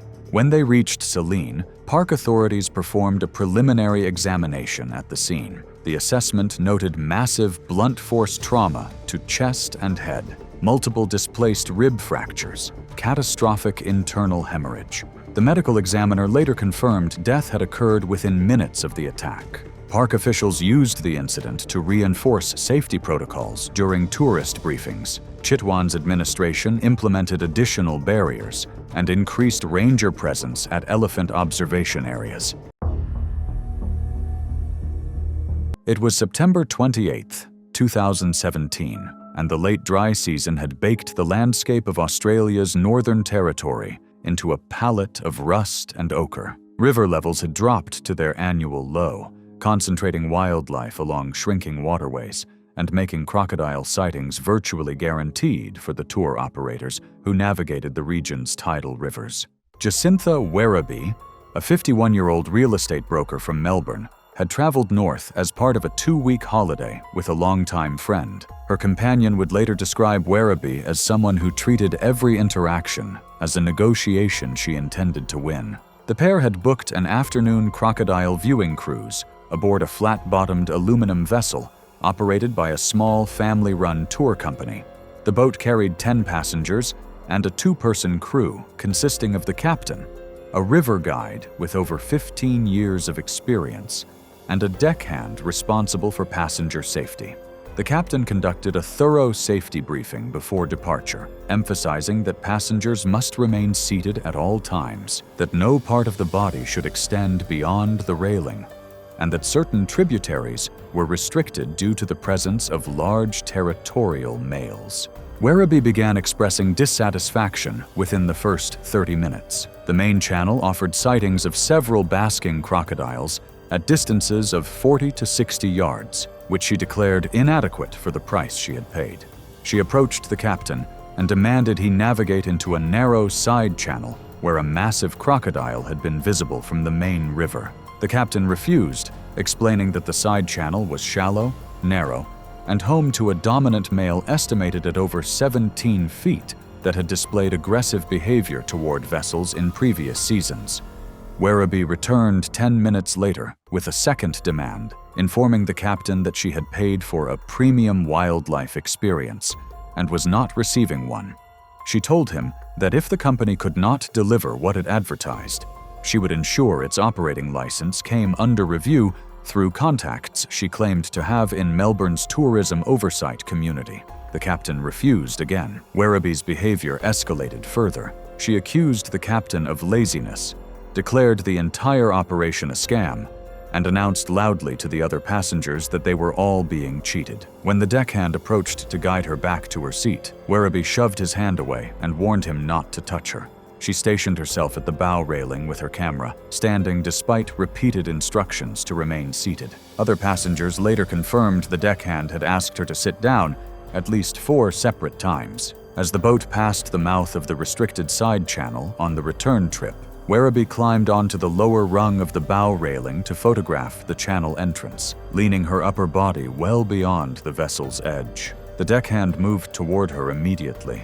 Saltwater crocodiles are the largest living reptiles on Earth, with dominant males in Australia's Northern Territory regularly exceeding 17 feet and weighing over 1,500 pounds. These apex predators possess the most powerful bite of any living animal, generating over 3,700 pounds of pressure per square inch. Their ambush strategy relies on remaining motionless near the surface, virtually invisible in murky water, before launching vertically with explosive speed. The attack sequence involves clamping onto a victim and immediately initiating a death roll, a violent spinning maneuver that disorients prey and tears tissue before the crocodile drags its victim beneath the surface to drown. The crocodile had been resting in the shallows at the channel mouth, its enormous body concealed beneath the murky brown water. Witnesses reported that the attack happened with no visible warning. The crocodile erupted from the surface, its massive jaws clamping around Werribé's right arm and shoulder. The force of the strike crushed through bone and soft tissue as the animal's weight wrenched her over the railing before the deckhand could close the distance. She hit the water, and the crocodile immediately initiated its death roll, the violent spinning pulling her beneath the surface within seconds. The water churned brown and red as passengers screamed, and the captain threw the engines into reverse. The deckhand grabbed a long aluminum pole and struck at the water repeatedly. The crocodile surfaced once, its jaws still locked around Werribé's upper body, before submerging again and moving toward the channel. Within 30 seconds, the disturbance ceased entirely. The murky surface settled back to stillness. Emergency services were contacted immediately, and a search operation involving wildlife rangers and police launched within the hour. Fragmentary remains were recovered downstream over the following 2 days, consistent with crocodile feeding and catching behavior. The dominant male was subsequently located and destroyed. The investigation confirmed that Werribé had been standing on the railing in direct violation of multiple safety instructions at the time of the attack. The captain and crew were cleared of liability, with investigators noting that repeated verbal warnings had been issued and physically rejected by the victim. It was June 3, 2014, in Glacier National Park, Montana. The trail was a popular hiking route winding through dense forest and open meadows, with sections passing through thick willow and alder thickets. That morning, rangers had temporarily closed the trail after discovering fresh grizzly bear tracks and scat during a routine patrol. Maureen Fletcher was 45 years old. She worked as a regional sales manager for a pharmaceutical company in Seattle and had traveled to Montana specifically for a 4-day hiking trip. She had reserved permits and planned her itinerary months in advance. This trail was a priority for her personal hiking journal and photography collection. Maureen had moderate hiking experience, mostly on well-maintained trails in Washington state. When Maureen arrived at the trailhead in the early afternoon and saw the closure, she immediately sought out the ranger stationed nearby. She argued the closure was inconvenient, explaining she had driven 4 hours specifically for this trail. The ranger told her it could be closed for several days due to grizzly bears with cubs in the area. Maureen asked if exceptions could be made. The ranger explained that closures applied to everyone for safety reasons and firmly denied her request. Maureen returned to her vehicle and waited. When the ranger drove away to patrol another area, she ducked under the closure tape and began hiking. Closure signs warned of grizzly bear activity and a sow with cubs. Fresh bear scat had been found that morning, and claw marks were visible on trees in the first quarter mile. Other hikers had respected the closure.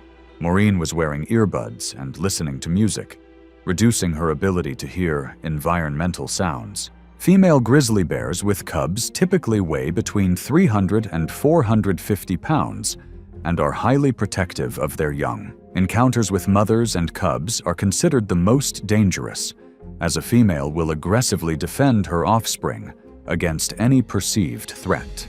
She may attack if a human comes within roughly 50 to 100 yards, though the distance varies with terrain and visibility.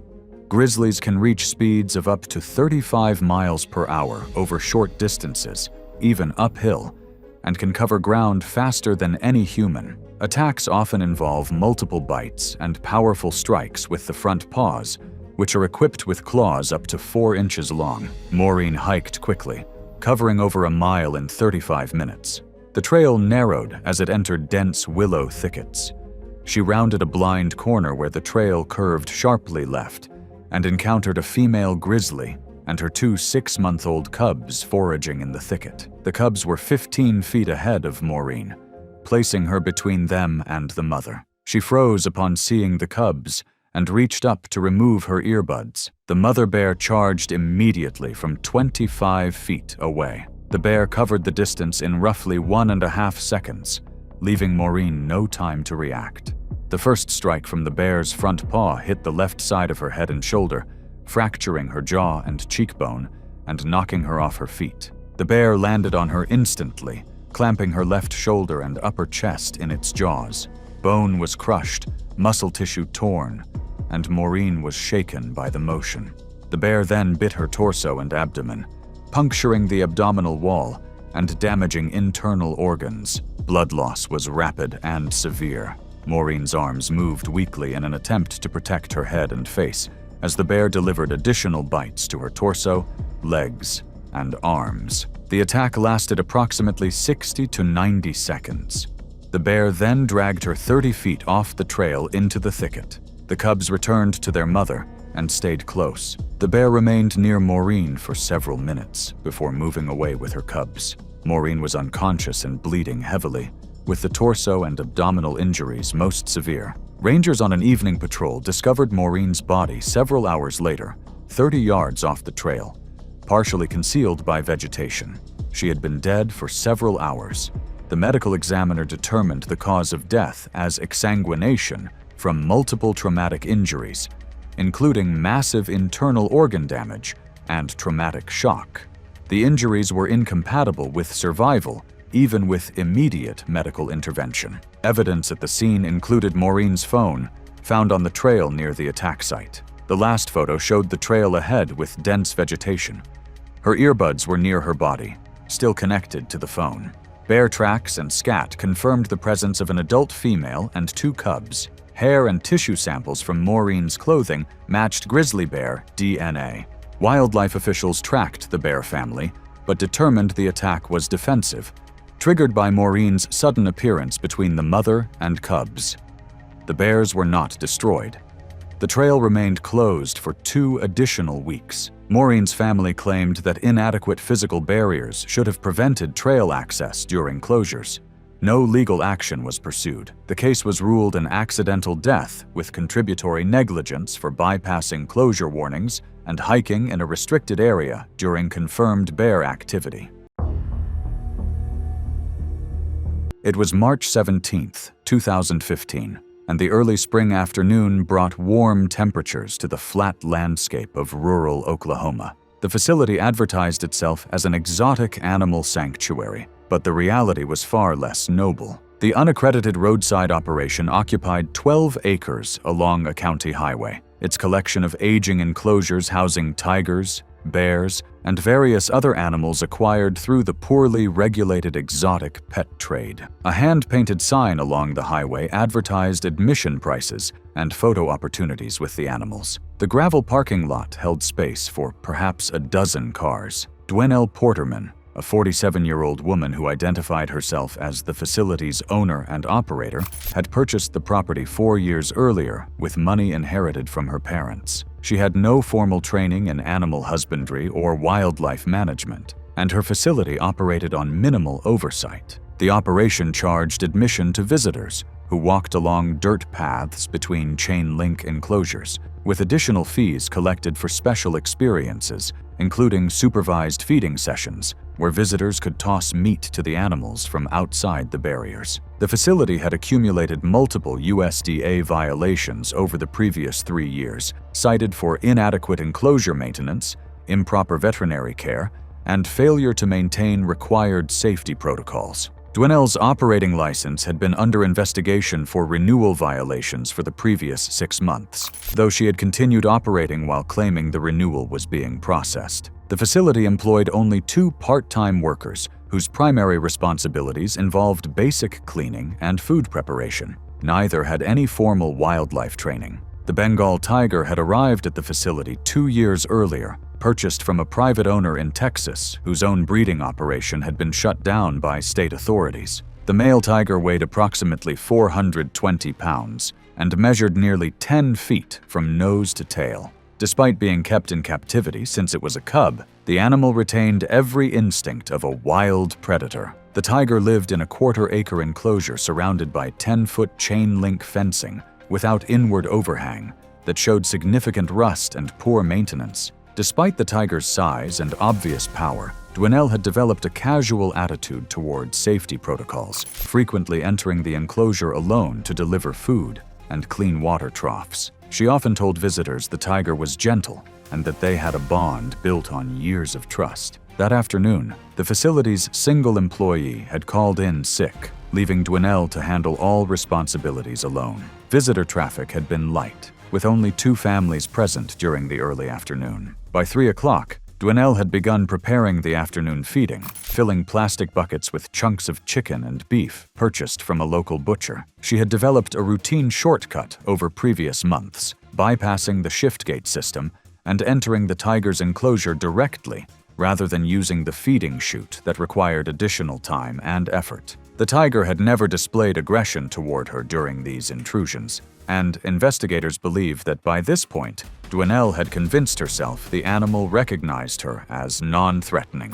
Tigers are the largest members of the cat family, with adult male Bengals reaching weights between 400 and 550 pounds. Their muscular build and powerful limbs make them apex predators capable of taking down prey much larger than themselves. Tigers hunt primarily through ambush, using explosive acceleration and one of the strongest bite forces of any land predator to deliver killing bites to the neck or throat. Their 4-inch canine teeth are designed to puncture vital structures, crushing the trachea or compressing the cervical vessels. In captivity, tigers retain all their predatory instincts despite regular human contact, and the apparent docility displayed toward familiar handlers can disappear instantly if the animal perceives an opportunity to express natural hunting behavior. Captive big cats are responsible for dozens of serious attacks on humans in the United States over the past several decades, with many incidents involving experienced handlers who believed they had established trust with individual animals. The unpredictability of captive tiger behavior represents one of the most dangerous misconceptions in exotic animal ownership. Dwinelle unlatched the enclosure gate and stepped inside, carrying a 5-gallon bucket filled with meat chunks. The tiger had been resting in shade at the far end of the enclosure, but raised its massive head as she entered. She walked approximately 15 feet from the gate before bending down to set the bucket on the ground, her back partially turned toward the animal. The tiger rose to its feet and moved forward with deliberate steps. Dwinelle straightened and turned to face the approaching animal, taking 2 steps backward. Her path to the gate was no longer clear. The tiger's movement accelerated suddenly, closing the remaining distance in a blur of striped fur and muscle. The attack was instantaneous. The tiger's jaws clamped down on Dwinelle's neck and right shoulder, the massive canines puncturing the neck and causing catastrophic trauma to the cervical vessels. The impact knocked her off her feet as the tiger's weight bore her to the ground. The bite caused catastrophic vascular trauma, leading to rapid blood loss. The tiger maintained its grip, shaking once with tremendous force before beginning to drag her across the enclosure toward a sheltered corner. The 2 families visiting the facility had been near an adjacent enclosure when the screaming began. One witness later reported seeing the tiger dragging Dwinelle's body before immediately calling 911. The emergency call reached the county sheriff's office at 3:17 p.m., dispatching the nearest deputy to the location. The responding deputy arrived shortly after the 911 call, approaching the facility to find visitors gathered near the parking area in obvious distress. He directed the families to move their vehicles to the road before approaching the enclosure on foot. The deputy moved toward the tiger enclosure, where he observed the animal lying near the fence line, guarding Dwinelle's motionless body approximately 20 feet away. The tiger showed no interest in leaving its position. The deputy retrieved his patrol rifle and repositioned to obtain a clearer angle between the fence links. The tiger rose to its feet as the deputy took aim. He fired 3 rounds, striking the animal in the chest and head. The tiger staggered and collapsed after several seconds. Emergency medical personnel entered the enclosure once the scene was secured, but Dwinell Porterman had died from catastrophic neck trauma. The massive blood loss had caused death within minutes of the initial bite. The investigation revealed the full scope of the facility's violations and dangerous practices. USDA inspectors placed the facility under immediate review, pending enforcement action, and the facility ceased public operations pending investigation. USDA and state authorities seized all remaining animals over the following week, relocating them to accredited sanctuaries. It was November 4th, 2015. The Lapland wilderness blanketed in snow, the morning sun casting long shadows across the groomed ski trails of Sariselka Resort in northern Finland. Within hours, the pristine snow near the marked moose observation area would be stained crimson, trampled by hooves that had transformed from cautious to lethal in seconds. Linnea Turvo was a 38-year-old telecommunications consultant from Helsinki, known among her social circle for her aggressive skiing style and dismissive attitude. They said that she had grown up skiing the gentler slopes of southern Finland, but had developed an inflated sense of competence after a few trips to the Alps. What particularly defined Linnea's personality was her vocal disdain for what she called tourist paranoia. She had posted several social media updates mocking the warning signs around the resort, including photos of herself deliberately standing on the wrong side of safety barriers. Her last Instagram story, posted that morning, showed her rolling her eyes at a guide explaining moose behavior to a group of Japanese tourists. This attitude had earned her several warnings from resort staff over the previous days, all of which she had laughed off. The roped-off moose observation area sat at the edge of the resort's boundary, where groomed trails met untouched forest. Resort staff had temporarily closed the platform, but she ducked under the tape and ignored a guide's repeated warnings.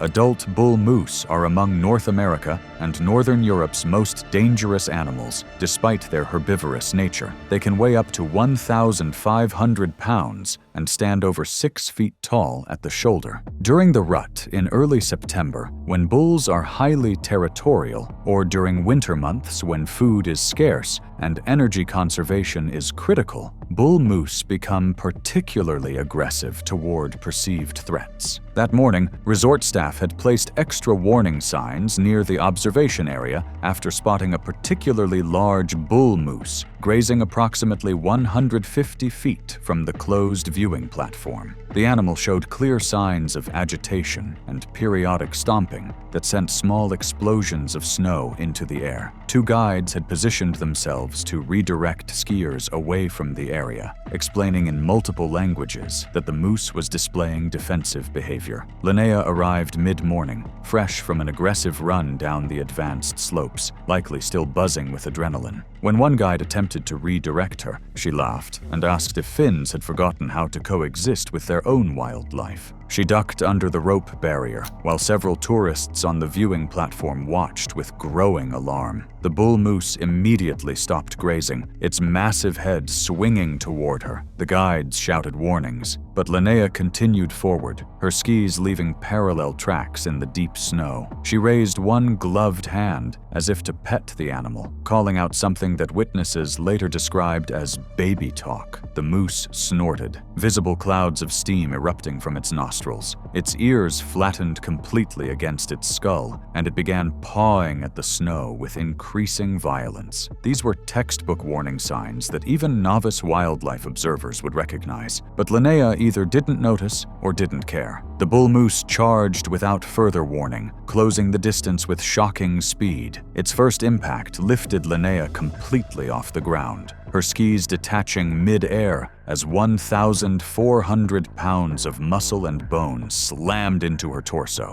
She landed hard on her back, the impact driving air from her lungs in a visible cloud. Before she could attempt to roll away, the moose was on her again, its massive front hooves rising and falling with methodical violence. Each stomp produced a sound witnesses later described as similar to a hammer hitting a watermelon. Wet, crushing, unmistakable. Linnea managed to raise her arms defensively, but the moose's hooves shattered both forearms on the next impact. The animal then lowered its head, and its broad palm of its antlers caught her across the chest and abdomen. She attempted to crawl toward the rope barrier, her broken arms dragging uselessly, but the moose pursued and delivered another trampling sequence. The attack lasted around 45 seconds. Witnesses believed she stopped moving within the first 30 seconds, and the remaining time was spent under the moose's repeated stomps. When the moose finally backed away, snorting and shaking its antlers, Linnea lay motionless in a crater of trampled, blood-soaked snow. Both guides rushed forward the moment the moose retreated into the tree line, but even before reaching her, they could see the unnatural angles of her limbs and the pool of blood spreading beneath her torso. The ski patrol arrived within 8 minutes of the emergency call, bringing a medical sled and emergency equipment. They found Linnea unresponsive, with injuries clearly unsurvivable, and declared her dead on scene. The coroner's preliminary findings identified the cause of death as traumatic asphyxiation, secondary to multiple rib fractures with bilateral pulmonary lacerations. Blunt force trauma to the chest and abdomen resulted in a ruptured spleen and liver damage. The resort suspended all activities in that section for 3 days while wildlife officials monitored the bull moose, which showed no further signs of aggression, and eventually moved deeper into the forest. Linnea's body was returned to Helsinki, where her family released a brief statement acknowledging her reckless behavior. It was June 11th, 2016, and the morning sun had already pushed temperatures into the upper 70s across the broad river valley of northwestern Wyoming. The summer tourist season was approaching its peak, with hundreds of vehicles lining the narrow roads that wound through the valley's sprawling wildlife corridor. Moose moved through the wetlands and willow thickets along the valley floor, their towering frames visible above the brush, drawing crowds of visitors who lined the roadside pullouts with cameras and phones. Galen Pratchett, a 49-year-old interior designer from Westport, Connecticut, had arrived in Wyoming 3 days earlier with her husband, Brent, 52, a senior financial consultant. The couple had booked a private cabin through a luxury travel service, paying premium rates for what Galen had described on social media as an exclusive Western wildlife experience. Galen maintained a carefully curated online presence tied to her design brand and had planned the trip around capturing content for her platforms. The Pratchetts had joined a wildlife jam along a valley road where a cow moose and her young calf fed among dense willow stands, roughly 100 yards from the pavement. A ranger was monitoring the crowd near the pullout, directing visitors to remain behind their vehicles and maintain at least 25 yards of distance from the animals. Galen exited the vehicle with a professional-grade camera and immediately moved past the line of parked cars toward the meadow. The ranger approached and instructed her to move back behind the vehicle line, explaining that moose were unpredictable and that the distance requirement existed for visitor safety. Galen dismissed his instructions, insisting that she had been photographing wildlife for years and only needed a closer shot. When the ranger repeated his directive more firmly, Galen demanded to speak with a supervisor, claiming the restriction was excessive and that other visitors the previous day had been allowed closer. The ranger explained that no such exception existed. Galen confronted the ranger again, arguing that she had not traveled across the country to be prevented from photographing wildlife. She suggested she understood animal behavior and would manage the risk herself. The ranger maintained his position and instructed her to return to the vehicles. Galen returned to the car briefly. Brent attempted to dissuade her, but she dismissed his concerns with a wave. She retrieved her camera, circled behind a line of trees that obscured the ranger's sight line, and walked directly into the meadow toward the moose feeding among the willows.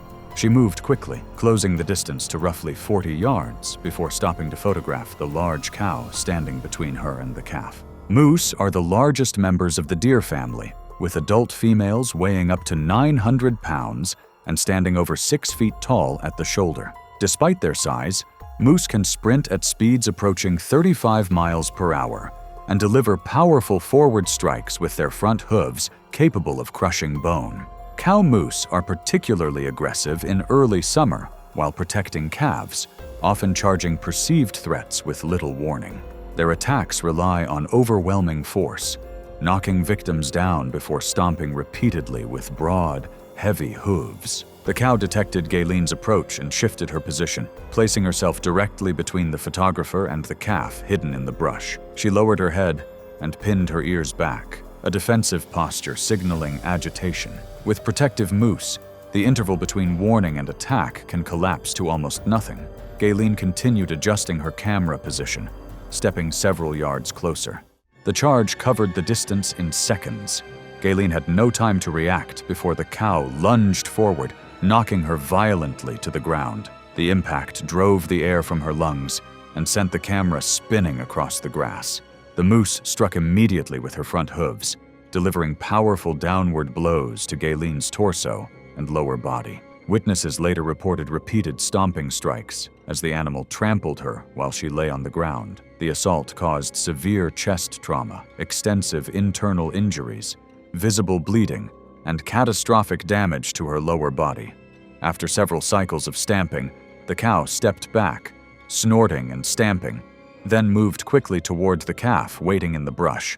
Brent and the ranger reached Galen within seconds of the moose's retreat. The ranger radioed for emergency medical assistance while attempting first aid and directing bystanders to stay back. Galen was conscious but struggling to breathe and losing responsiveness as they attempted to control visible bleeding.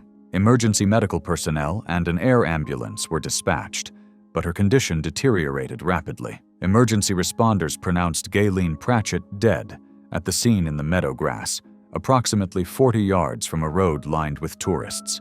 The incident report concluded that she had deliberately circumvented multiple direct instructions from park staff and entered a restricted wildlife area, approaching a cow moose with a calf well inside the recommended safety distance. It was June 18, 2018, on a remote footpath near Ubud, Bali, Indonesia, where dense tropical jungle meets terraced rice fields in one of the island's most picturesque yet dangerous regions. The narrow dirt trail wound through towering bamboo groves and thick undergrowth, where the humid air hung heavy with the scent of exotic flowers and decomposing vegetation. During the rainy season, this lush paradise becomes a hunting ground for some of the world's most venomous creatures, drawn out by the moisture and abundance of prey. Sela Trunt, a 26-year-old digital marketing assistant, had built his modest social media following on a foundation of spectacular poor judgment disguised as authentic travel experiences. His content strategy relied heavily on dismissing local warnings as tourist trap fear-mongering, ignoring safety advice that locals had developed through generations of hard-earned experience. Sela's arrogance had convinced him that his Western education and internet research made him more knowledgeable about Indonesian wildlife than people who had lived alongside these creatures their entire lives. Two friends accompanied Sela on this particular expedition, both fellow remote workers seeking authentic experiences away from Bali's crowded beaches and commercialized attractions. They had rented scooters from a local operator who was intimately familiar with seasonal wildlife movement patterns in the region. The rental operator had issued explicit warnings about venomous snakes during the rainy season, emphasizing that these creatures became more aggressive when disturbed. Sparse posted signs along the trail cautioned hikers never to strike or provoke snakes, as doing so could trigger defensive attacks. Sela had dismissed these precautions as typical local exaggeration designed to sell expensive guided tours. The king cobra stands as one of the world's most formidable venomous serpents, capable of reaching lengths of 18 feet and delivering enough neurotoxic venom to kill multiple humans if untreated. These apex predators possess remarkable intelligence and territorial instincts, often standing their ground when threatened rather than retreating like other snake species. Their venom contains potent neurotoxins that attack the nervous system, causing rapid paralysis and respiratory failure in victims. A single bite can inject up to 7 milliliters of venom, sufficient to overwhelm an unprotected human. When provoked, king cobras rear up to 1/3 of their body length, spreading their iconic hood while hissing with deadly intent. The group had been walking along the narrow footpath for nearly an hour when they encountered a massive king cobra partially raised in the center of the trail ahead. The serpent's hood was slightly flared, indicating heightened alertness, but it remained stationary as if assessing the approaching humans with calculated intelligence. Sayla's companions urged immediate retreat, recognizing the danger signs they had been warned about by locals. Instead, Sayla saw an opportunity for dramatic content that would set his social media apart from typical vacation posts. His decision to pick up a stick and approach one of the world's most venomous serpents represented a perfect storm of arrogance, ignorance, and social media addiction. The cobra's defensive posture and flared hood were clear warnings that Sayla's overconfident mind interpreted as mere animal theatrics rather than genuine deadly threat. The moment Sayla's makeshift weapon struck the cobra's midsection, the serpent's demeanor transformed from cautious observation to explosive aggression. The massive snake lunged forward with lightning speed, its body uncoiling like a released spring with deadly precision. Sayla stumbled backward desperately, but couldn't escape the cobra's impressive striking range. The serpent's fangs penetrated deep into his lower leg, just above the ankle, injecting a substantial dose of neurotoxic venom directly into his bloodstream through puncture wounds that immediately began bleeding. The bite lasted only seconds before the cobra withdrew, but the damage was already irreversible. The venom began its deadly work immediately, spreading through Sayla's circulatory system with terrifying efficiency. Within 15 minutes, he collapsed to the muddy trail as the neurotoxins attacked his nervous system with ruthless precision. His breathing became increasingly labored as the venom gradually paralyzed the muscles controlling his diaphragm and lungs. Despite his friend's frantic attempts to carry him toward the main road, respiratory failure set in progressively as his body shut down system by system. The king cobra had disappeared into the dense vegetation, leaving behind a scene of helpless desperation. Sayla died from complete respiratory paralysis, approximately 45 minutes after the bite, before any medical assistance could reach the remote location. Indonesian authorities launched an immediate investigation into the incident, reviewing safety protocols for jungle trekking in areas known for venomous wildlife encounters. The tragedy sparked discussions among travel bloggers about the responsibility that comes with documenting dangerous encounters for online content. Salah's family released a statement urging travelers to respect local wildlife warnings and emphasizing that authentic experiences should never come at the cost of personal safety.